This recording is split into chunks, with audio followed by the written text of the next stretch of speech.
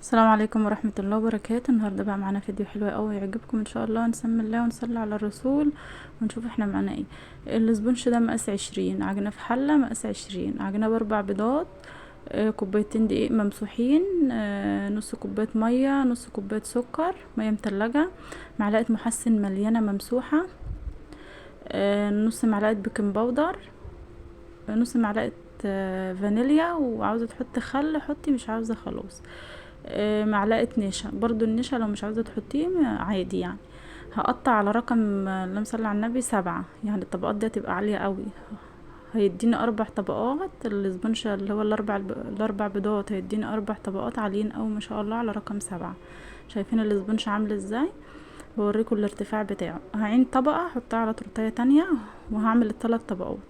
التورتية دي مطلوبة نص ونص من جوه ومن بره ابيض، فهعملها لها نص ونص من جوه ومن بره يكون بيضة خالص. ممكن بقى انتي تعمليها ب3 بيضات، يعني تخلي مثلا بدل ال4 بيضات، بس اهم حاجة يكون البيض كبير.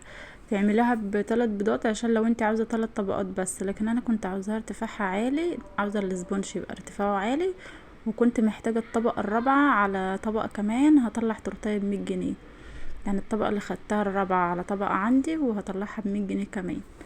فانت لو حابه تعجنها ب3 بيضات كبار، هتديكي 3 طبقات حلوين. 3 بيضات بياخدوا كوبايه ونص دقيق، برضو نص كوبايه ميه، برضو معلقه محسن ممسوحه حلوه كده كبيره.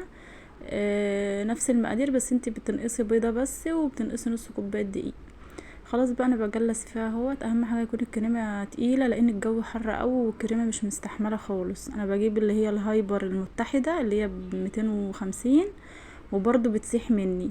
يعني انا مش راضيه اجيب من الرخيصه في الحر ده عشان خاطر الكريمه مش مستحمله، وبرضو الغاليه بتسيح في الجو الحر اللي احنا فيه. فحاولي اي كريمه تفيد منك حطها في الفريزر طول ما انت شغاله، خدي على قد اللي انت عاوزاه. حتى لو كده خدي حته، وبعد كده اما تعوزي تجلسي بقى التجلسه النهائي، ابقي طلعي الكريمه واضربيها كده عشان تبقى مقطعه، وجلسي بيها عشان ما تسيحش وتخلي التورتيه تقع منك. خلاص انا هجلسها تجليس خفيف كده واحطها في الفريزر ساعة.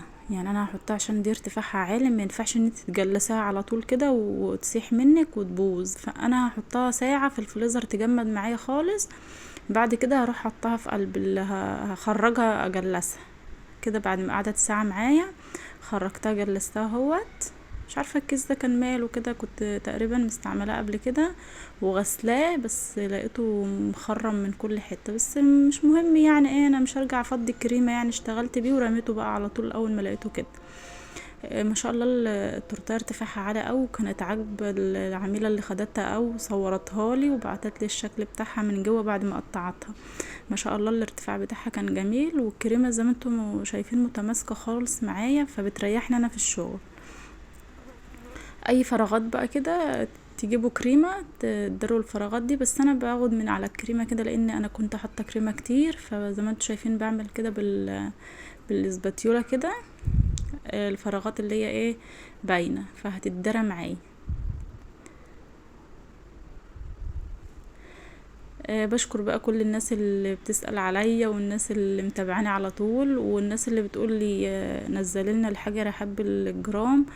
يعني انا لحد دلوقتي ما اشتغلتش بالجرام، يعني من اول ما ابتديت شغل ما اشتغلتش بالجرام. ما عنديش طولة بال ان انا افضل اوزن واعرف الجرام كام ومش عارفه كام، لان الجرام ده لو انت هتشتغلي بالدقيق اللي هو الاسبونج، لكن انا بشتغل بدقيق عادي. يعني عارفه المقادير بتاعتي، هحط على 3 بيضات مثلا كوبايه ونص دقيق، هحط على ال4 بيضات كوبايتين دقيق، فبمشي كده بالكوبايات المعياريه. الكوبايات المعياريه انا مش شغاله الا بيها. فانا والله مش شغاله بالجريمه، وما عنديش طولة بال ان انا اقعد اوزن واقول ده كام وده كام، وما عنديش وقت كمان. يعني انا اليوم بيخلص معايا وانا في المطبخ، يعني طول اليوم انا قاعده في قلب المطبخ بسبب الشغل. هحط بقى اللون الاخضر، اللون الاخضر دوت عشان يديكي بقى نتيجه حلوه. تحطي عليه نقطتين اصفر، بس انا ما كنتش اعرف، يعني انا ما كنتش اعرف يعني بعد ما عملت الفيديو عرفت ان اللون الاصفر بيديكي لون غامق قوي للون الاخضر. المهم كنت مفروض ان انا اعمل التورتيه دي اللي هو الشكل الحشيشه الخضراء، بس ما كانش عندي التب، فعملت ورق الشجرة كده، وكانت شكلها ما شاء الله رقيق قوي. وفي النهاية يعني لقيتها شكلها حلو، بس هي كانت مفروض يعني كانت جايه لي الصورة اللي هي عاوزاها فيها حشيشة، بس انا ما عنديش التب ده لسه، عاوزة اجيبه. التورتيه دي هبيعها ب200 جنيه بالطوبة، بالطبارات اللي عليها بكل حاجة. دي مقاس 20 زي ما قلت لكم، هتتباع ب200 جنيه. بس الارتفاع بتاعها ما شاء الله عالي. وخدت مني كوباية كريمة، يعني هي مقاسها مش كبير قوي، بس خدت كوباية كريمة عشان طبعا الارتفاع عالي. كانت عاوزة لعبة بابجي. دي تقريبا زيها كده، يعني انا صورت الصور الاول ووريتها لها، قالت لي اه حلوة وكده يعني. فانت بقى عاوزة تبيعها اغلى من كده، عاوزة تبيعها اقل من كده، بس انا مطلعوها ب200 جنيه.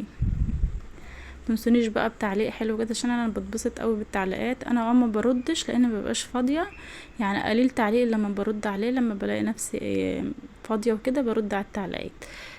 بس طبعا اي تعليق بتحطوه ببقى مبسوطه بيه وكده. وحطوا لي بقى لايك. حطيت كان في شجره كده بس اتدارت، يعني ما كانتش واضحه قوي. وحطيت بقى بقيه الحاجه كده على التورتايه من قدام.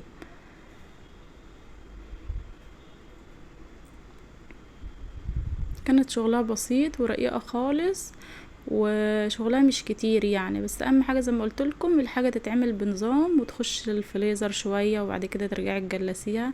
ده كان شكل التورتيه النهائي. كانت شكلها رقيق اوي ما شاء الله. يا رب يكون بقى الفيديو عجبكم، وان شاء الله بقى استنوني في فيديوهات جديدة اليومين دول، ومع الف سلامة.